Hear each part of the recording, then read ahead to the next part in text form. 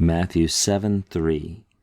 Ti de blepes ta karphos ta into ophthalmo tu adelphusu, tain de into so ophthalmo dakon u katanaes.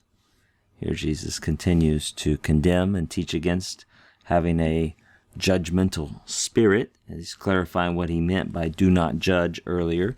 Clearly, Jesus does not mean to not have discernment or judgment about what is right or wrong, or even Jesus is certainly not condemning or forbidding you to clarify what is right and wrong in public or in private, but he's condemning a judgmental, hypocritical spirit. Here he says, and why? Notice he's shifted to the second person singular in appointed application. And why are you looking at the speck, right?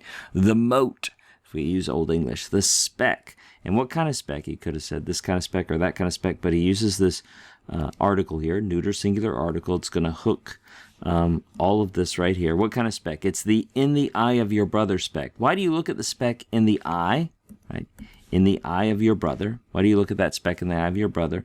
But the beam, the timber of wood, the large piece of wood in your eye, notice how that in your eye is in the attributive position there. We just drop it in like we would an adjective. We could have said the oak beam or the walnut beam, but we're saying the in your eye beam. That word dakon may be throwing you off a little bit with the article there, but just like we have he hodos for the way, we have he dokos for the beam of wood, a large piece of wood. In America, we might call it a 2x4, right? Which is 2 inches by 4 inches, 4 inch and very long. It's so a beam of wood that would be used in building a house, something like that.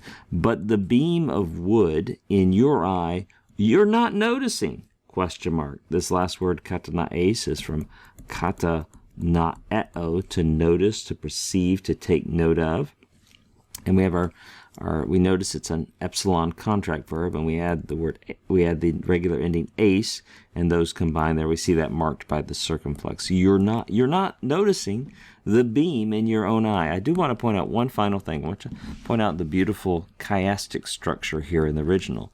So notice how we have verbs of perceiving. We have blepes and katanaes, and then we move one further in. We have the item that is in the eye, the karphos or the dakon, and then we have the word for eye. We have ophthalmon, ophthalmo. So notice that it's just moving from the inside at the same rate, and then in the center we have the word for brother, right? Brother. So just again, I'll say that's A. That corresponds to A here.